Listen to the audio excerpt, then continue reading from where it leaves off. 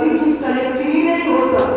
تو جب آپ ڈسکنیکٹ نہ ہوں اپنے محبوب سے اور مسلسل دل میں اس کی یاد آتی رہے تو اس کو کہتے ہیں یاد کرنا. مولا کائنات کہتے ہیں تم اس منزل میں آؤ کہ کبھی اللہ کا تصور تمہارے ذہن اور دل سے نکلنے ہی نہ پائے. اب سبق میں آیا کہ حسین کربلا میں مطمئن کیوں تھے؟ تنہا زبان پر نام نہیں تھا اللہ کا، دل میں اللہ کی یاد تھی. میرے عزیز میرے بزرگ امام رشید آیا بیمار ہے، خلیفہ ہے، اتنا مجبور کہ ڈاکٹر کچھ نہیں کر پا رہے ہیں. سنیے اس کی زندگی میں لکھا ہوا ہے اتنا بڑا بادشاہ ہو کر کے اس نے اپنے جب سپاہیوں کی شوکت دیکھی تو ایک مرتبہ اب ہاتھ پیر میں کپکپی جاری ہوئی. آسمان کو دیکھ کر کہا اے وہ کہ جس کی حکومت کو سوال نہیں، اس پر رحم کر کہ جس کی حکومت ہاتھ سے جا رہی. توجہ کیا آپ نے؟ اب سمجھ میں آیا، اب اس کی سمجھ میں آیا. ساری زندگی بادشاہت کر کے اب جب موت سامنے آئی تو سمجھ میں آیا کس کی طرف رجوع کیا جائے کہ جس کی حکومت کو کبھی زوال نہیں، جس کی حکومت کبھی مٹنے والی نہیں ہے. اے وہ کہ جس کی حکومت مٹنے والی نہیں ہے اس کے اوپر رحم کر کہ جس کی حکومت ہاتھ سے.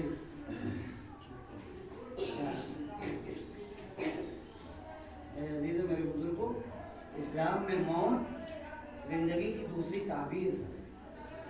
بس میں زحمت تمام کر رہا ہوں. امام سجاد نے کہا موت ایسے ہے کہ جیسے کوئی لباس تبدیل کرے. اللہ کیا تعبیر ہے قسم خدا کی. جیسے کوئی لباس تبدیل کرے، یعنی زندگی کے بعد جو موت آتی ہے گویا ہم دنیا میں جو زندگی کا لباس پہنے ہوئے تھے اس لباس کے ذریعے ہم اس آخرت کی نعمتوں تک نہیں پہنچ سکتے. لہذا موت کا لباس پہنو تاکہ ان نعمتوں تک پہنچ سکو. یہ امام سجاد کی تعبیر ہے. اسی لیے ابھی آپ نے شعر میں سنا سید جعفر مرحوم جو پاکستان کے وہ پروفیسر تھے، مار دیے گئے. انہوں نے کہا کہ اہل بیت کے چاہنے والوں کو موت سچائی ہے. یہ اصل میں قرآن مجید کی تعبیر ہے، اتنا شعر نہیں ہے. اہل بیت کے چاہنے والوں کو موت نہیں آتی. من مات علی حب آل محمد مات شہیدا، من مات علی حب آل محمد مات مغفورا. جو محبت اہل بیت پر مرے اس کی موت شہادت ہے.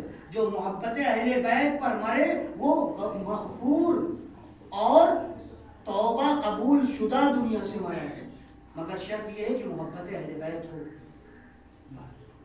بس میرے عزیز و میرے بزرگوں، ایک ایسی خاتون رخسانہ فاطمہ ان کا نام بتایا گیا. ظاہر سی بات ہے کہ ایسی موت ہوئی کہ پورے گاؤں والے متاثر ہیں، ان کے گھر والے تو متاثر نہیں ہیں. میرے عزیزو، لیکن جس دن یہاں خبر آئی موت کی اسی دن سے میں دیکھ رہا ہوں کہ لوگ ان کے گھر، ان کے جو عزیز، ان کے رشتے دار ہیں، ان کے گھر والے ہیں، گاؤں کے لوگ ان کے یہاں جا رہے ہیں، تعزیت دے رہے ہیں، تسلیت دے رہے ہیں، تسلی دے رہے ہیں. اور یہی دنیا کا جب کوئی میت ہو جاتی ہے تو آہستہ آہاری پڑوس کے لوگ اس کے گھر جاتے ہیں، جاتے ہیں. مگر افسوس صرف یہ کربلا کہ جہاں 72 جنازے ایک دن میں نکل گئے، کوئی تعزیت نہیں،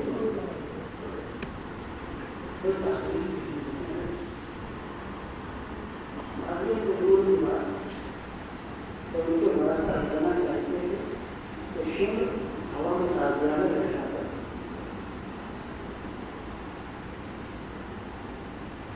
تازیانہ اربار تو کہیں کسی کی ہم مدد کو لگتی تو لوگ مدد کرتے ہیں. بتائیے